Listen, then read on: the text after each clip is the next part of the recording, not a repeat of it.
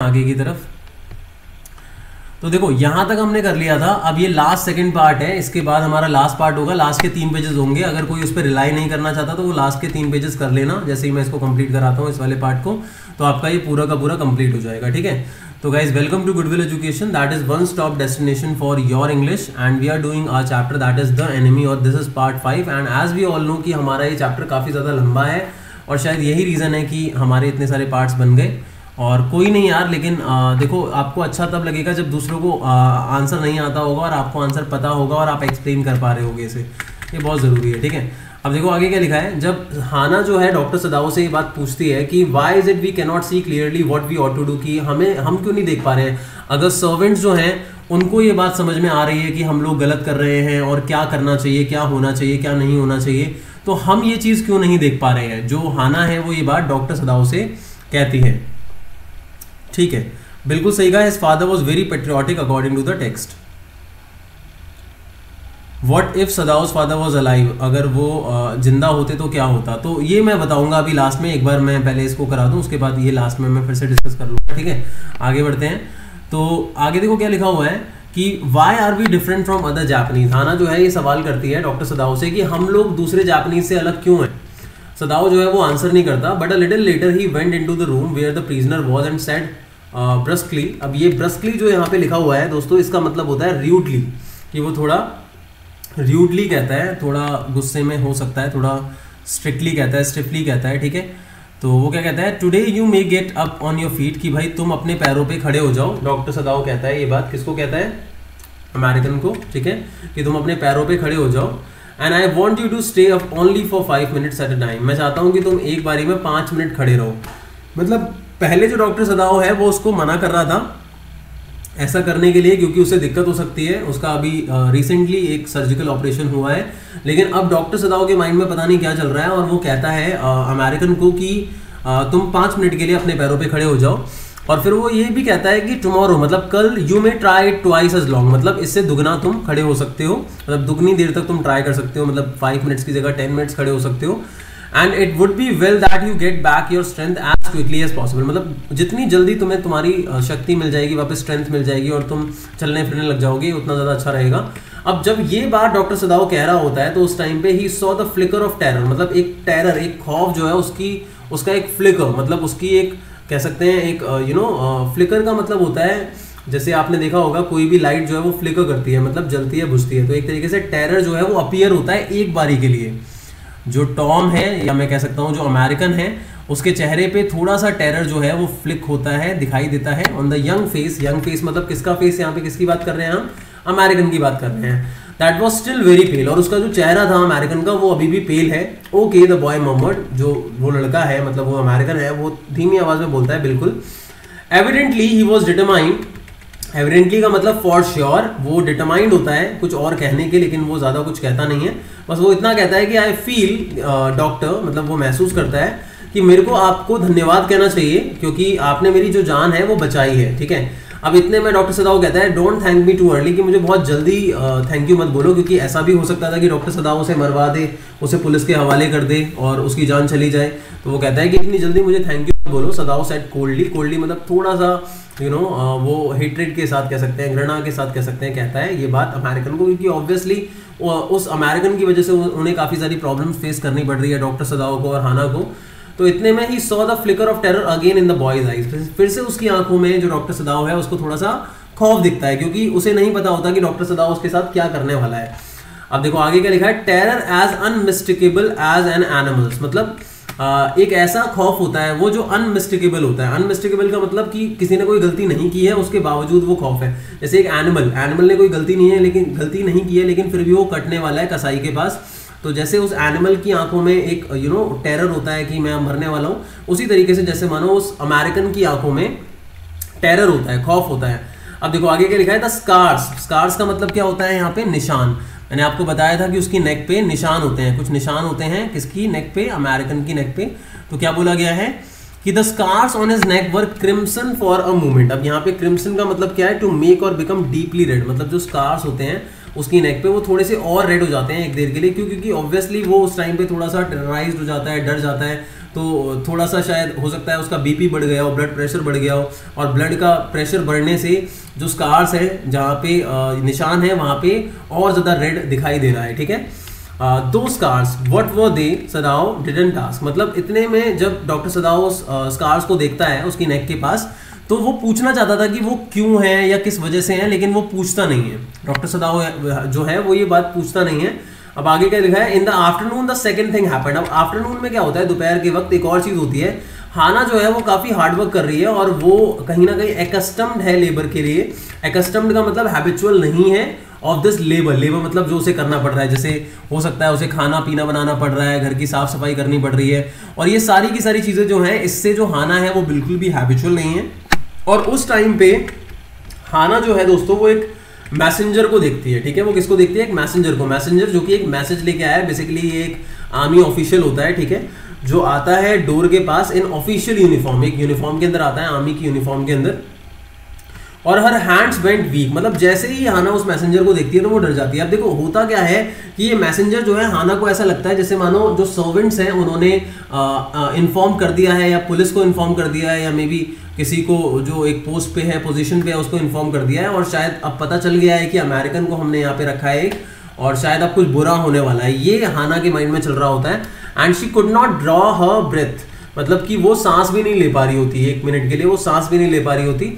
और अब वो यही सोचती है कि भाई सर्वेंट्स ने शायद ऑलरेडी इन्फॉर्म कर दिया है, वो लोग यहाँ से जा चुके हैं और अब उन्होंने इन्फॉर्म भी कर दिया है पुलिस को। शी रेन टू सदाओ, वो सदाओ के पास जाती है।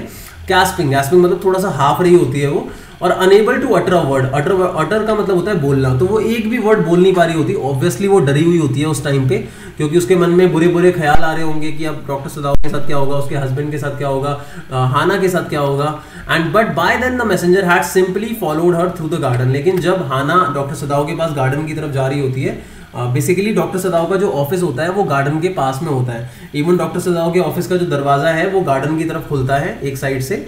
तो जब वो जा रही होती है डॉक्टर सदाओ के पास, तो पीछे पीछे वो मैसेंजर भी आता है। एंड देयर ही स्टूड, और वहीं खड़ा हो जाता है। She pointed at him helplessly, मतलब डॉक्टर सदाओ जो है उसकी तरफ जो हाना है वो पॉइंट करती है, इशारा करती है। और वो डॉक्टर सदाओ को कुछ बोलना चाहती थी जब डॉक्टर सदाओ उसको देखते हैं हाना को, लेकिन वो कुछ बोल नहीं पाती क्योंकि वो हेल्पलेस होती है, वो लाचार होती है। वो मैसेंजर के सामने क्या बोले।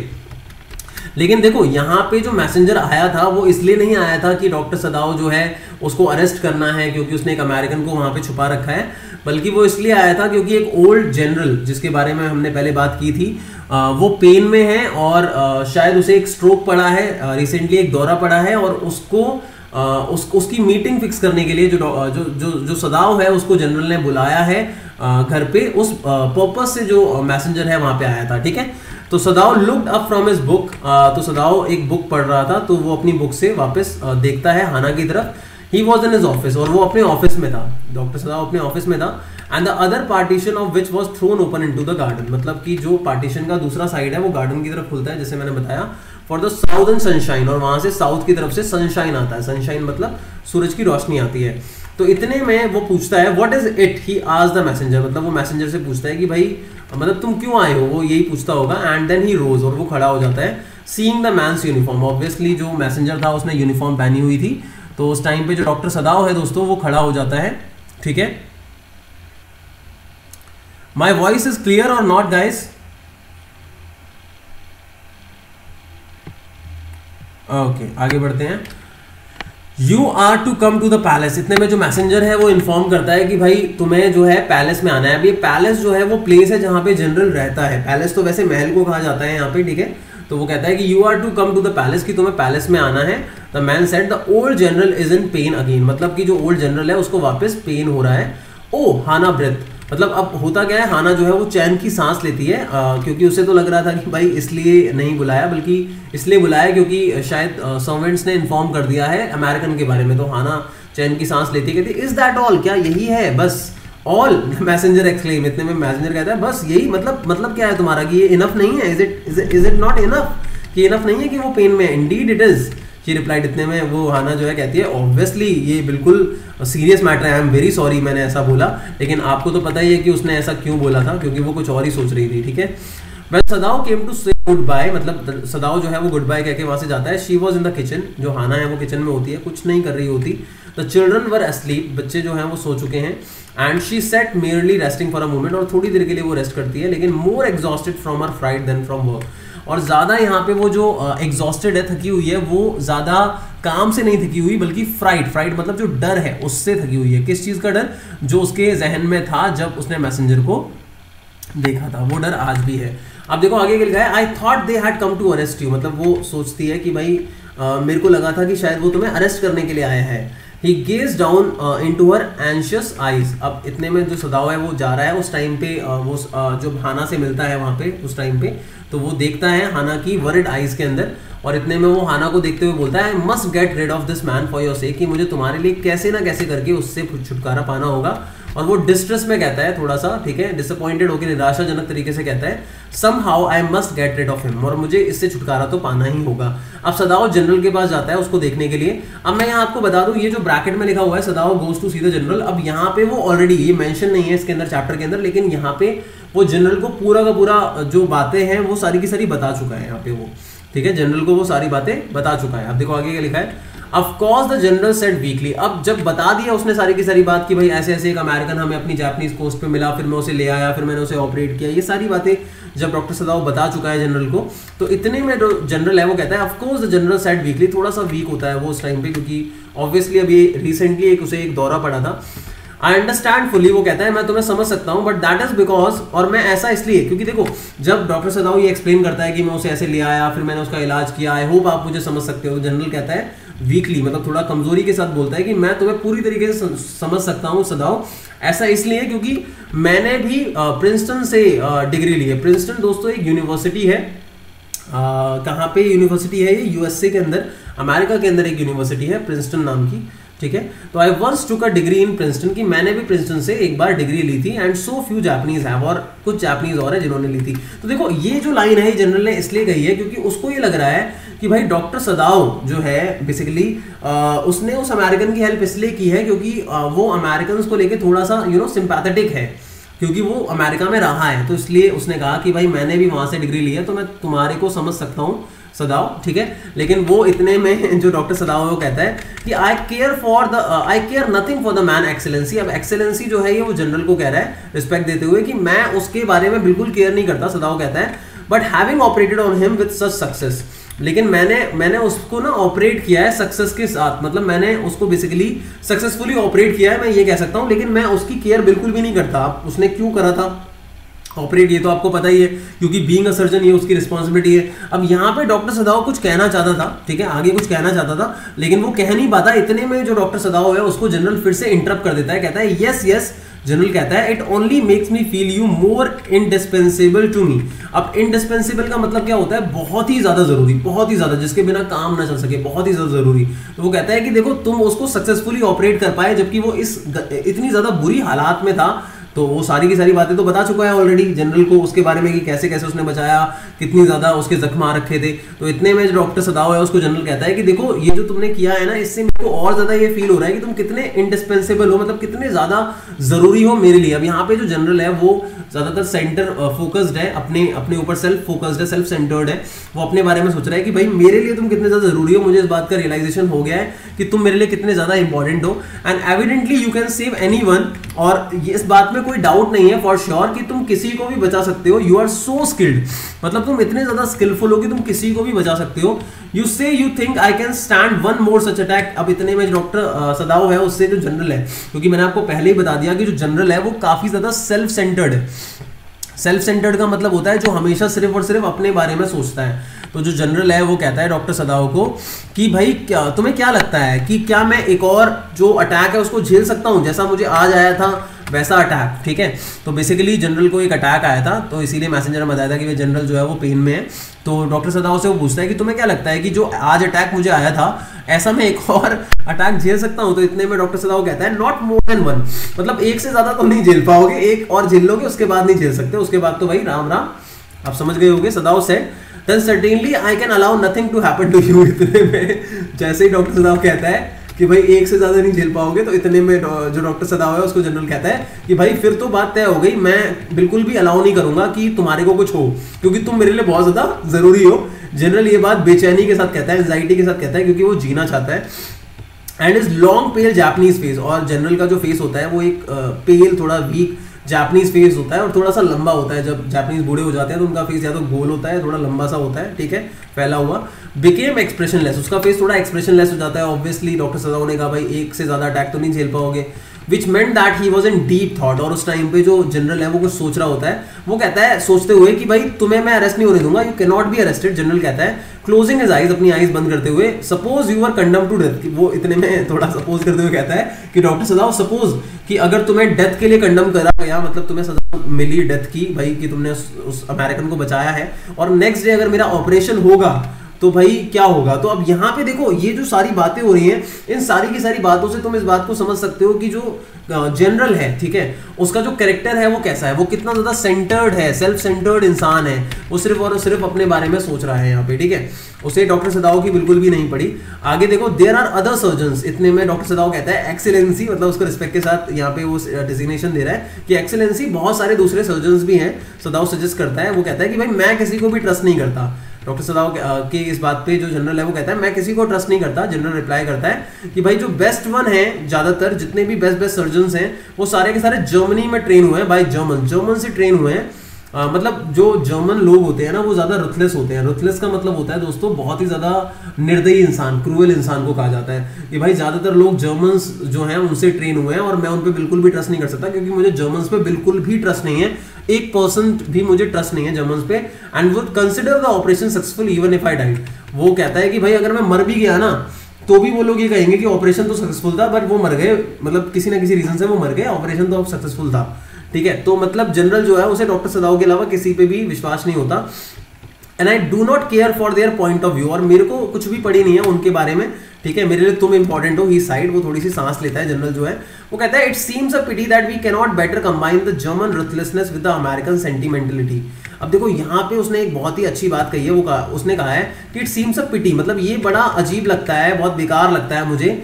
अब ये क्या बात कह रहा है ध्यान से समझना, इस बात को तभी समझ आएगी कि डॉक्टर सदाओ को वो कहता है जनरल कि ये बड़ा मेरे को बेकार लगता है कि हम लोग ना जर्मन रुथलेसनेस का मतलब होता है क्रूएलिटी, कि जर्मन्स की जो क्रूएलिटी होती है और जो अमेरिकन्स होते हैं उनकी जो सेंटिमेंटलिटी होती है, सेंटिमेंटलिटी मतलब इमोशनल होते हैं जो अमेरिकन्स होते हैं, इन दोनों चीजों को हम मिला नहीं सकते।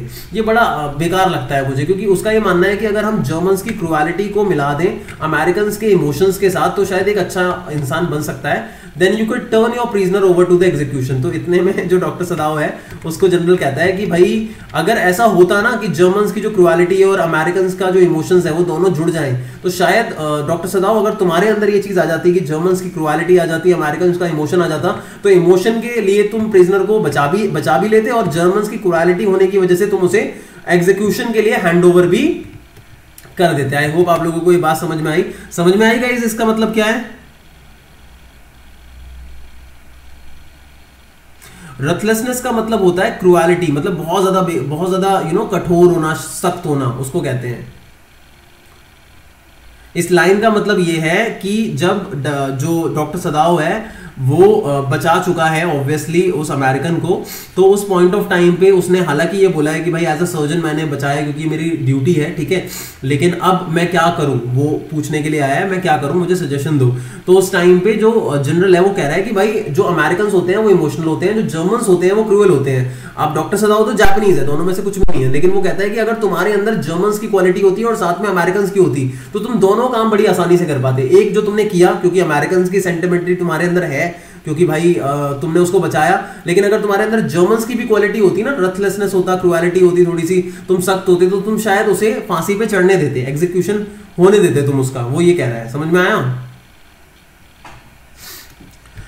And yet I could be sure you would not murder me while I was unconscious. अब इतने में जो डॉक्टर सदाओ है उसको जनरल कहता है कि लेकिन मैं श्योर हूं, देखो तुम मुझे भी मर्डर नहीं करोगे जब मैं अनकॉन्शियस होऊंगा। थोड़ा सा ह्यूमरस तरीके से वो बोलता है ये बात कि भाई तुम मेरे को मर्डर नहीं करोगे, तुम्हारे अंदर इतनी क्वालिटी है कि तुम मेरे को भी मर्डर नहीं करोगे क्योंकि तुम क्रूएल नहीं हो। जनरल थोड़ा हंसते हुए कहता है he had an unusual sense of humour, उसके अंदर एक सेंस ऑफ ह्यूमर होता है। वो कहता है as a Japanese could you not combine these two foreign elements.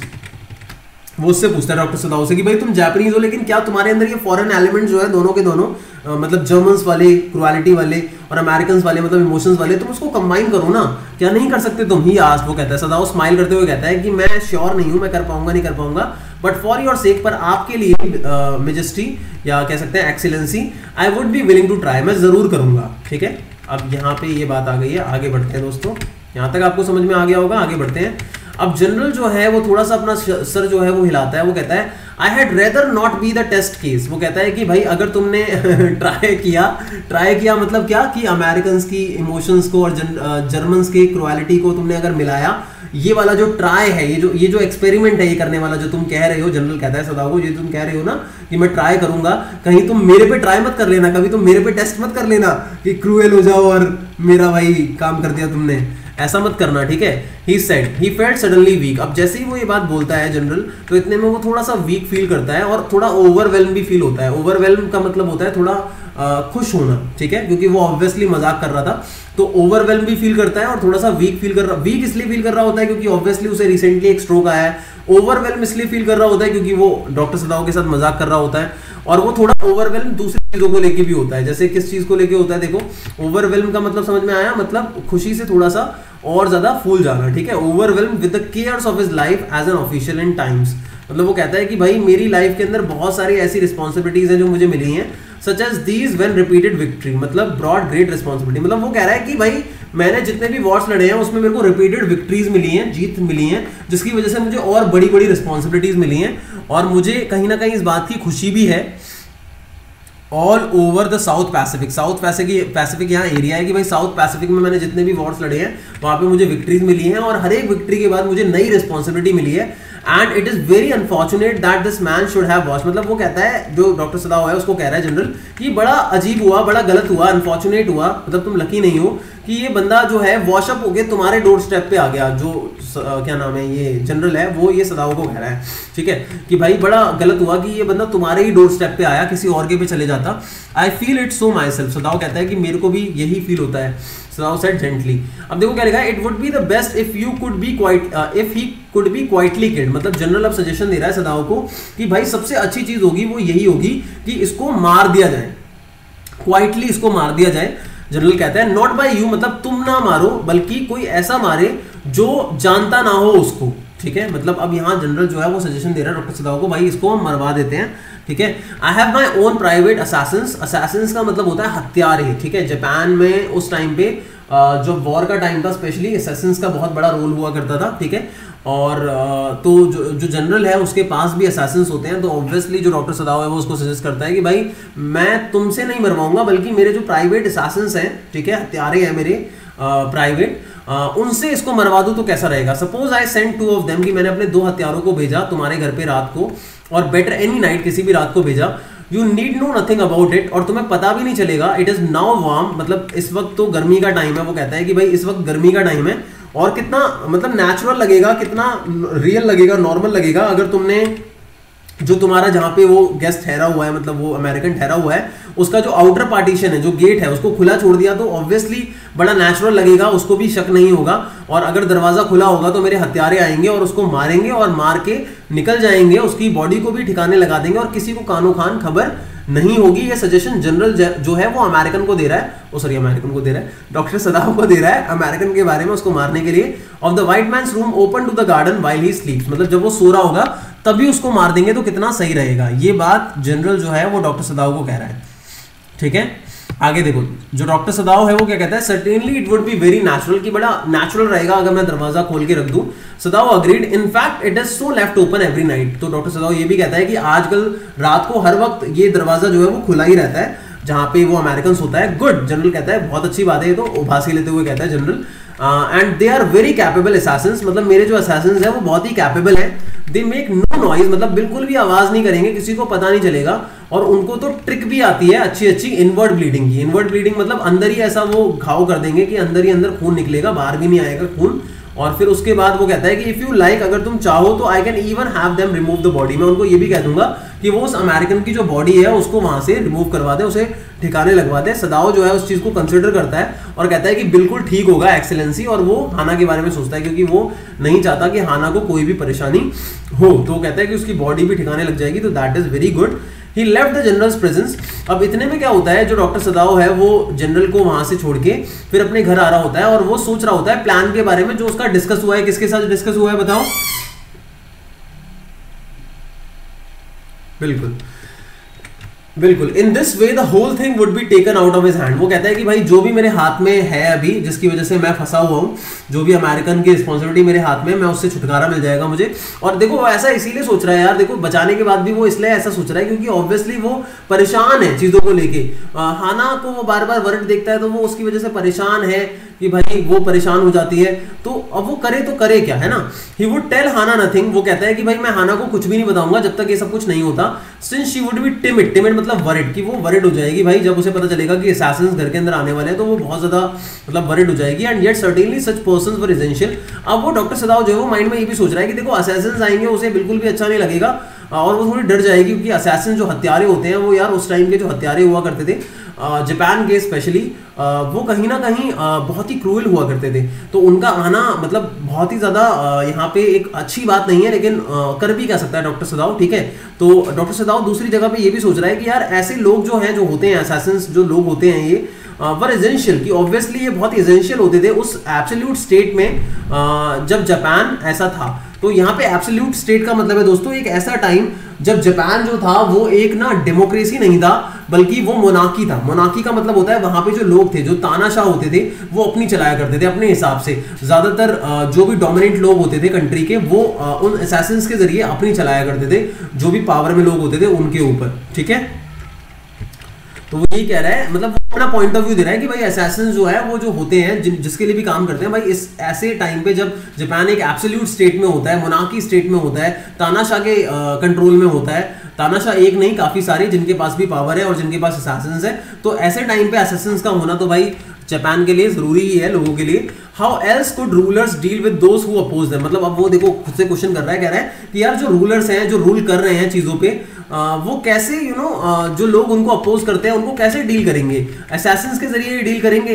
He refuse to allow anything but reason to be the atmosphere. अब देखो यहाँ पे क्या लिखा हुआ है कि he refuse to allow anything, मतलब उस पर्टिकुलर पॉइंट ऑफ टाइम पे जो डॉक्टर सदाव है वो रिफ्यूज कर देता है अपने माइंड में किसी भी एक ऐसी चीज को आने से जो कि उसे इस बात पे बिलीव करवाए कि जो भी वो कर रहा है वो गलत कर रहा है। उसे मतलब उसे ये फील हो रहा होता है जो मैं कर रहा हूं मैं सही कर रहा हूं, that is absolutely fine, but reason to be the atmosphere of his mind as he went into the room. मतलब वो ये सोच रहा है कि भाई जो भी रीजन हो, लेकिन ये जो हो रहा है ये बिल्कुल सही हो रहा है। मतलब वो अपने माइंड में इस तरीके का एक एटमॉस्फेयर, एक इस तरीके का रीजन क्रिएट करता है कि भाई जो भी मैं कर रहा हूँ वो बिल्कुल सही कर रहा हूँ और इसमें कुछ गलत नहीं है। And as he went into the room, जैसे ही वो रूम में जाता है, where the American was in bed, जहां पे अमेरिकन जो था, जो टॉम था, टॉम है उसका नाम, वो बेड पे था। बट जैसे ही वो उस रूम में जाता है और डोर को ओपन करता है, टू हिज सरप्राइज, वो देखता है, वो काफी सरप्राइज हो जाता है, डॉक्टर सदाव देख के वो सरप्राइज हो जाता है कि he found the young man out of the bed, कि वो अपने बेड से बाहर होता है और वो गार्डन में जाने की तैयारी कर रहा होता है। तो अब यहाँ पे ये बताया गया है कि जो अमेरिकन है, जो अमेरिकन है उसका कहीं ना कहीं जो हेल्थ है वो धीरे धीरे करके क्या हो रहा है, इंप्रूव हो रहा है। यहाँ पे बताया जा रहा है कि जो अमेरिकन है उसकी जो हेल्थ है वो धीरे धीरे करके इंप्रूव हो रही है। अब देखो जैसे ही डॉक्टर सदाव ये चीज देखता है कि भाई वो अपने बेड से बाहर है, तो वो कहता है व्हाट इज दिस, मतलब ये क्या है भाई। He exclaim who gave you permission to leave your room, मतलब किसने परमिशन दी कि तुम अपने रूम से बाहर आओ। I am not used to waiting for permission. Tom इतने में कहता है भाई गेली, अब गेली का मतलब होता है जॉयफुली, जॉयफुली कहता है कि भाई मेरे को परमिशन की जरूरत नहीं है। गॉश, इतने में डॉक्टर सदाव कहता है सॉरी गॉश, ये अमेरिकन ने बोला है गॉश, ठीक है, गॉड को ही गॉश यहाँ पे कहा जाता है, ठीक है। मुझे तो बड़ा अच्छा लग रहा है, प्रीटी गुड लग रहा है, but will the muscles on this side always feel stiff. मतलब अब जहाँ पे उसकी सर्जरी हुई है वहां की वो बात कर रहा है कि भाई ये जो मसल्स हैं जहाँ पे ये मेरे को स्टिफ लग रही है, थोड़ी सी मसल मेरी स्टिफ मतलब थोड़ी सख्त लग रही है, क्या ये ऐसा ही रहेगा। तो इतने में जो डॉक्टर सदाव कहता है इज इट सो, सदाव इंक्वायर्ड, मतलब अब इज इट सो जो उसने बोला डॉक्टर सदाव ने, वो इस बात पे कहा है जब ये अमेरिकन कहता है कि भाई I feel pretty good again, मतलब कि मुझे बड़ा अच्छा सा लग रहा है। तो इस बात पे डॉक्टर सदाव कहता है कि इज इट सो, क्या ऐसा है, मतलब तुम्हें अच्छा लग रहा है, हैं? सरप्राइज, वो थोड़ा सरप्राइज हो जाता है डॉक्टर सदाव। ही फॉरगॉट ऑल एल्स, और उसके बाद भूल जाता है थोड़ा सा, और इतने में जो डॉक्टर सदाव है अपने मन में सोचता है now I thought I had provided against that. इतने में डॉक्टर सदाव अपने मन में सोच रहा है कि चिंता मत करो बेटा, मैंने जो प्लानिंग करी है ना तुम्हारे लिए, उससे तुम्हें ज्यादा मजा नहीं आएगा, ज्यादा अच्छा नहीं लगेगा। ही मोमेंट थोड़ा सा मन में सोचता है डॉक्टर सदाव कि भाई जो मैंने प्लानिंग कर रखी है, अब जब वो चीज होगी ना, जब तुम्हें मजा नहीं आएगा, अभी तो तुम मजे ले लो जितने ले रहे हो। He lifted the edge of the main shirt, इतने में जो अमेरिकन है उसकी जो एज है शर्ट की, उसको पकड़ता है, he lifted the edge of the man's shirt and gazed at the healing। और वो क्या करता है, जैसे ही शर्ट हटाता है उस अमेरिकन की, तो जहां पे उसने स्टिचेस करे हैं, जहां पे उसने सर्जरी करी है, वो वहां पे देखता है हीलिंग को। हीलिंग मतलब जो ठीक हो रहा है स्कैर, उसको देखता है। वो कहता है कि भाई मसाज में डू इट, कि मतलब जो ये तुम्हारे स्टिफनेस आ रही है ना मसल पे, जो थोड़ा बहुत तुम्हारी मसल स्टिफ हो रही है, सख्त हो रही है, यहाँ पे मसाज, एज का मतलब होता है कोना, ठीक है। मसाज, गेज का मतलब होता है देखना, टकटकी लगा के देखना। कोई ले गेज्ड एट द हीलिंग, मतलब वो हीलिंग को देखता है, जो उसका जख्म जहां पे उस सर्जरी करी है वहां पे जो जख्म भर रहा है उसको देखता है, ठीक है।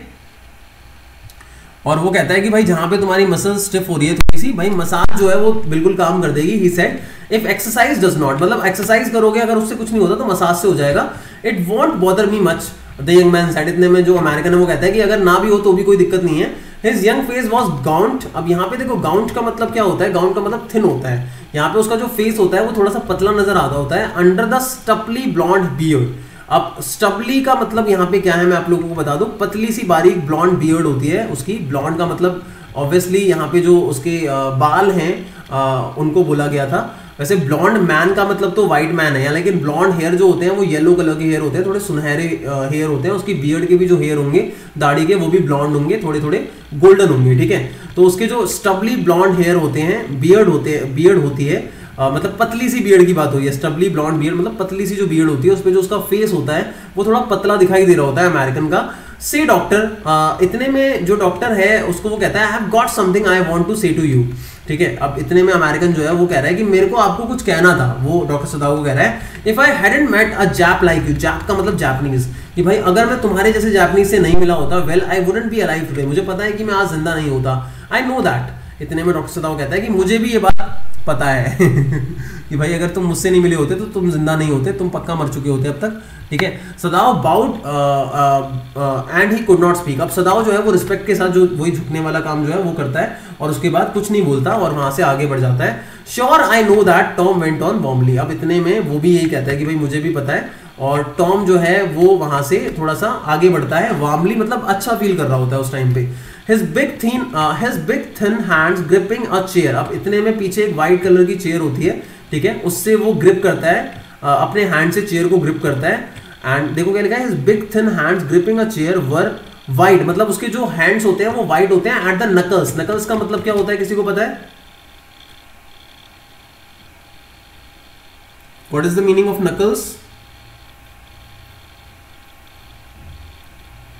आप जो आपकी फिंगर्स होती हैं, हर एक फिंगर की एक नकल होती है, ठीक है। जैसे हम उंगली छिटकाते हैं तो उसका जो जॉइंट होता है उसको नकल कहा जाता है, ठीक है। तो यहाँ पे उसको जो डॉक्टर सदाओ है वो डिस्क्राइब कर रहा है उसके अपीयरेंस को, कि भाई उसके जो हैंड्स होते हैं, उसकी जो नकल्स होती हैं वो वाइट होती हैं। तो वो ऑब्वियसली हेट्रेड के साथ यहाँ पे बोल रहा है, क्योंकि ऑब्वियसली वो वाइट मैन है। तो वो वाइट जब भी यहाँ पे मेंशन करता है तो वो उसी कंटेंट को शो कर रहा है, उसी घटना को शो कर रहा है यहाँ पे, कि भाई वो चेयर को पकड़ता है, ठीक है। वर वाइट एट द नकल्स, मतलब उसके जो हाथ होते हैं वो नकल्स पे वाइट होते हैं। I guess if all the Japs were like you. इतने में जो अमेरिकन है वो कहता है कि भाई मैं गेस करता हूँ, मतलब मैं चाहता था कि अगर सारे जापानीज तुम्हारे जैसे ही होते, डॉक्टर सदाओ जैसे, मतलब कि ऐसा कभी नहीं होता कि एक वॉर हो। तो ये जो वॉर हो रहा है वो इसलिए हो रहा है क्योंकि कुछ जापानीज जो है वो तुम्हारे जैसे बिल्कुल भी नहीं है और वो शायद कुछ ऐसे गलत डिसीजंस ले रहे हैं। इतने में सदाओ कहता है परहैप्स, शायद तुम सही हो, जो तुम कह रहे हो वो बिल्कुल सही है। सदाओ सेड विद डिफिकल्टी, थोड़ा बहुत डिफिकल्टी के साथ बोलता है क्योंकि ऑब्वियसली जापान के अगेंस्ट कैसे बोलेगा। And now I think you had better go back to bed. वो कहता है कि अच्छा होगा कि तुम बेड पे चले जाओ। अब आगे क्या लिखा है, तो he help the boy back into the bed. वो उसे बेड पे लिटाता है और वहां से चला जाता है। गुड नाइट कहता है। अब सदाओ जो है वो बैडली उस रात को सोता है। बार बार हर एक थोड़ी थोड़ी देर बाद वो उठता है और वो सोचता है कि भाई कोई आवाज आ रही है, क्योंकि ऑब्वियसली उसके मन में तो भाई असैसिन्स आएंगे और उसको मार के जाएंगे। तो ऑब्वियसली उसके माइंड में चल रहा होता है कुछ ना कुछ। तो वो उस टाइम पे जब हम ऐसा सोच रहे होते हैं तो हमें बिगर बात की जो चीज़ें हैं वो फील होने लग जाती हैं। उसे फील हो रहा होता है जैसे मानो फुट स्टेप्स की कोई आवाज़ आ रही है। रसलिंग मतलब आवाज़ होती है एक तरीके की। और जैसे मानो ट्विग मतलब जो टहनी होती है किसी भी पेड़ की, उसके टूटने की आवाज़ हो रही है, जैसे मानो कोई उस पर चल के गया है। और जैसे मानो स्टोन के डिस्प्लेस होने की आवाज़ आ रही है, जैसे किसी ने स्टोन को ठोकर मारी हो। नॉइज सच एज, मतलब ऐसा लग रहा है जैसे मानो कोई किसी बर्डन को लेके जा रहा है, किसी बॉडी को लेके जा रहा है, तो उसे लग रहा है असैसिन्स ने मार दिया होगा, वो लेके जा रहे हैं। तो उसके मन में ये सब कुछ चल रहा है, लेकिन ऐसा कुछ हुआ नहीं है अभी। अब देखो उस रात को वो सोचता है, लेकिन नेक्स्ट मॉर्निंग वो सबसे पहले एक्सक्यूज बनाता है कि वो पहले गेस्ट रूम में जाएगा और देखेगा अमेरिकन को। अब इतने में वो देखना चाहता था कि अमेरिकन जा चुका है या नहीं जा चुका, लेकिन अमेरिकन नहीं गया था। If the American were gone then he could tell simply, मतलब वो हाना को बता सकता था अगर अमेरिकन वहां नहीं होता, उसकी मतलब उसका काम हो चुका होता जो प्लान बनाया था, तो वो हाना को बता देता कि भाई जनरल से उसकी क्या बात हुई थी, क्या प्लानिंग हुई थी, वो हाना को बाद में सब कुछ बता देता। लेकिन ऐसा नहीं होता, क्योंकि जैसे ही वो डोर को ओपन करता है तो वो देखता है कि भाई पिल्लो पे जो ये शैगी ब्लॉन्ड हैड है यहाँ पे शैगी का मतलब है स्प्रेड, मतलब उसके बाल जो है वो स्प्रेड रहते हैं। तो जो ब्लॉन्ड हेड होता है उसका, ब्लॉन्ड कलर के जो हेयर होते हैं वो भाई फैले हुए होते हैं, तो साफ उसका सर दिखाई दे रहा होता है। तो he could hear the peaceful breathing of sleep, मतलब वो भाई चैन की सांस ले रहा होता है, सो रहा होता है। तो ऑब्वियसली वो डोर को क्लोज कर देता है क्वाइटली, और वो कहता है कि भाई वो सो रहा है, हाना को कहता है वो सो रहा है, and he is almost well to sleep like that, मतलब मुझे लग रहा है कि वो बिल्कुल ठीक है। What shall we do with him, Hana कहती है कि भाई क्या करेंगे इसके साथ। हर ओल्ड रिफ्रेन, रिफ्रेन का मतलब होता है कोई भी रिपीटेड स्टेटमेंट, मतलब जो बार बार वो स्टेटमेंट बोलते रहती है कि भाई क्या करेंगे इसके साथ, वो उसी को रिपीट करते रहती है। सदाओ जो है वो अपना हैंड जो है उसको हिलाता है थोड़ा सा, कहता है कि भाई मैं 1-2 दिन के अंदर पता कर लूंगा, मतलब डिसाइड कर लूंगा क्या करना है क्या नहीं करना। हालांकि उसने डिसाइड तो कर रखा है और प्लानिंग पूरी हो चुकी है, लेकिन अभी भी वो ये कहता है कि मैं 1-2 दिन के अंदर डिसाइड कर लूंगा और उस टाइम पे तुम्हारे को बताऊंगा क्या करना है क्या नहीं करना। ठीक है, आगे बढ़ते हैं। आप देखो, he thought the second night must be the night, अब वो सोचता है कि भाई सेकंड रात को तो पक्का इसको मार दिया गया होगा। And there rose a wind, अब उस रात को क्या होता है, सेकंड नाइट को थोड़ी सी विंड चल रही होती है उस टाइम पे, और उसे थोड़ा बहुत बैंडिंग बॉस भी ब्रांचेस होती हैं, छोटी मोटी टहनियां होती हैं, उन्हीं को बोला गया कि उसे विंड की वजह से जो बॉस ब्रांचेस होती हैं उनके थोड़ी बहुत मुड़ने की, क्योंकि विंड चल रही होती है तो ऑब्वियसली उनके थोड़े से बेंड होने की आवाज सुनाई दे रही होती है। और पार्टीशंस के खुलने, विस्लिंग का मतलब होता है खुलना, बंद होना, खुलना, इसकी आवाज आ रही होती है उसे। हाना भी थोड़ी सा उठ जाती है, ठीक है, हाना भी इन आवाजों से उठ जाती है। तो क्या लिखा है, ought we not to go and close the sick man's partition, तो इतने में जो हाना है वो कहती है कि भाई उसके दरवाजे को, उसके पार्टीशन को बंद कर देते हैं ना, आवाज आ रही है इतना विंड की वजह से। शी आस्क्स, वो पूछती है, तो सदाओ कहता है नहीं नहीं ऐसा नहीं करना है, क्योंकि उसे तो पता ही है भाई प्लान क्या है। तो कहता है ऐसा मत करो, ही इज एबल नाउ, अब वो एबल है तो वो कर सकता है, वो खुद कर लेगा, ठीक है। But the next morning American जो होता है वो फिर से वहीं पे होता है, और थर्ड नाइट को ऑफकोर्स वो सोचता है कि ये वाली रात तो पक्का होगी भाई, इस रात को तो इसकी डेथ हो जाएगी, इस रात को तो इसको ठिकाने लगा देंगे। The wind change to quiet rain, अब जो विंड आई थी सेकंड नाइट को, अब वो थोड़ा सा रेनी सा हो जाता है, वहां पे थोड़ी बारिश होती है। And the garden was full of the sound of dripping eaves, अब यहाँ पे ड्रिपिंग ईव्स क्या है, एज ऑफ रूम, मतलब जो घर होता है, जापानीज घर होता है, उसके आगे का जो हिस्सा होता है, ठीक है, वहां से जब बूंदे गिरती हैं छोटी छोटी, मतलब बूंदे गिरती है नीचे की तरफ, तो ड्रिपिंग ईव्स बोला गया है कि जो ईव्स है मतलब जो एज है घर का आगे की तरफ का, ठीक है, वहां से जो बूंदे गिर रही हैं और उसकी जो आवाज आ रही है उसको बोला गया साउंड ऑफ ड्रिपिंग ईव्स, ठीक है। एंड रनिंग स्प्रिंग्स, अब रनिंग स्प्रिंग्स का मतलब होता है जब पानी छत पे भर जाता है और पानी इधर से उधर जा रहा है, उसकी जो आवाज आ रही है उसको रनिंग स्प्रिंग्स बोला है, क्योंकि बारिश हो रही है obviously. And Sadao slept a little better, हालांकि सदाओ जो है वो इस बार थोड़ा सा बेटर सोता है, पहले जो 2 रातें थी उसके अंदर वो बेटर नहीं सो पाया था, वो इसी चिंता में था, लेकिन थर्ड नाइट को तो उसे श्योर होता है कि कुछ ना कुछ तो होगा जरूर। But he woke at the sound of a crash and leap to his feet, इतने में उसे कोई क्रैश की आवाज आती है, मतलब कोई सडन सी आवाज आती है, और लीप टू हिज फीट का मतलब वो जंप करके एकदम से उड़ जाता है फीट की तरफ, एकदम से वो आगे की तरफ हो जाता है। इतने में हाना भी चिल्लाती है और कहती है भाई ये क्या था, ये क्या आवाज आई। And the baby woke at her voice, और जैसे ही हाना चिल्लाती है तो इतने में जो बेबी है उसके रोने की आवाज आ रही होती है। एंड बिगेन टू वेल, मतलब उसका बेबी जो है, उसकी जो बेटी होगी शायद, वो रोने लग जाती है, वैसे बच्चा बोला गया है या बेटी तो नहीं बोला गया, तो उसका जो बच्चा है वो रोने लग जाता है जो शायद अपने रूम में है। And I must go and see, Hana कहती है कि भाई मैं जाती हूँ देखती हूँ क्या हुआ है। बट ही हेल्ड हर, इतने में जो डॉक्टर सदाओ है भाई उसे रोक लेता है, मत जाओ मत जाओ मत जाओ तुम। And would not let her move, बिल्कुल जाने ही नहीं देता उसको, उसे लगता है भाई असैसिन्स आ गए, अगर ये गई तो देख लेगी तो डर जाएगी कहीं। सदाओ शी क्राइड, इतने में चिल्लाती है सदाओ मुझे जाने दो, what is the matter with you, तुम्हारे साथ क्या हुआ है, डोंट गो। इतने में वो कहता है भाई दे मत जाओ डोंट गो मत जाओ। हिज टेरर इन्फेक्टेड हर, मतलब कि जो डॉक्टर सदाओ का थोड़ा टेरर होता है, खौफ होता है, वो उसके अंदर आ जाता है, हाना के अंदर, और वो भी ब्रेथलेस हो जाती है, मतलब बिल्कुल सांस नहीं ले पा रही होती, जैसे मानो एकदम चुप हो जाती है, शांत हो जाती है, वेट करती है। And there was only silence, सिर्फ और सिर्फ साइलेंस होता है। And together they crept creep का मतलब होता है रेंगना, क्रैप बैक मतलब वापस रेंग के वो अपने बिस्तर में ही सो जाते हैं, टू द बेड, लेकिन यहाँ पे ऑब्वियसली जो मैटिंग नीचे बिछाई हुई है जिसपे वो सोते हैं उसकी बात हो रही है। And the baby between them, और उनके बीच में बेबी होता है यहाँ पे, ठीक है। हालांकि यहाँ पे द बेबी बिटवीन देम लिखा हुआ है, वेट अ मिनट,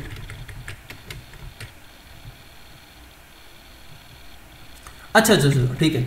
यहाँ पे जो लिखा हुआ है आई मस्ट गो एंड सी, मतलब वो क्रैश की बात कर रही है कि वो क्या हुआ है, मैं उसको देख के आती हूँ। लेकिन बेबी शायद उनके साथ होता है, जो छोटा वाला बच्चा होता है वो उनके साथ होता है, वो उनके बीच में सो जाता है, ये यहाँ पे बोला गया है। I have rectified. Yet when he opened the door of the guest room in the morning, there was the young man। लेकिन फिर भी अब देखो भाई, क्रैश की आवाज आई तो डॉक्टर सदाव को लग रहा होता है कि जरूर कुछ गिरा है, मतलब असैसिन्स आए होंगे और कोई चीज गिरी होगी और उन्होंने अब तो खत्म कर दिया होगा उसे। लेकिन भाई वो फिर से गेस्ट रूम में जाता है, यंग मैन वहां पे ही होता है, एंड ही वॉज वेरी गे। अब यहाँ पे गे का मतलब क्या है मैं बता दूं, जॉयफुल है। यहाँ पे गे का मतलब है जॉयफुल, ठीक है, कि वो बहुत ही जॉयफुल होता है, एंड हैड ऑलरेडी वॉश, और वो ऑलरेडी अपने आप को वॉश कर चुका होता है, and was now on his feet, और अपने फीट पे होता है। And he had asked for a razor yesterday, और उसने पिछले दिन एक रेजर मांगा था और उसने अपने आप को शेव भी कर लिया है। And today there was a faint colour in his cheeks, और उसके चीक्स में थोड़ा सा कलर एक दिखाई दे रहा है। ऑब्वियसली उसने अपने आप को शेव कर लिया था तो उसके चीक्स पे एक रेड कलर का थोड़ा सा एक शाइन सा वहां पे विजिबल था। अब बहुत ही कम पार्ट बचा है दोस्तों, ठीक है, wait a minute, let me check, 1 2 3, बस 3.5 पेजेस बचे हैं, ठीक है। इसको मैं आप लोगों को सजेस्ट करूंगा कि जो भी स्टूडेंट्स ऐसे हैं जिन्होंने इतना पढ़ लिया सारा का सारा, ठीक है, तो वो एक बार इसको फिर से पढ़ के देखेंगे थोड़ा सा, और या फिर लास्ट वाला जो पार्ट है उसको तो पढ़ के जरूर देख लेंगे। और जो भी स्टूडेंट्स यूट्यूब पे अगर हमारी वीडियो को देखेंगे गाइज, आई जस्ट वांट कि आप लोग हमारे चैनल को सब्सक्राइब जरूर करें ज़्यादा से ज़्यादा, और बेल आइकन को जरूर हिट करें ताकि हमारी लेटेस्ट वीडियोस की नोटिफिकेशन आप लोगों को मिलती रहे। और please register yourself in our paid course, and for that you can contact us on our number, that is 8799733077, and that will be really beneficial for you. So thank you so much. Please make sure you subscribe our channel as well.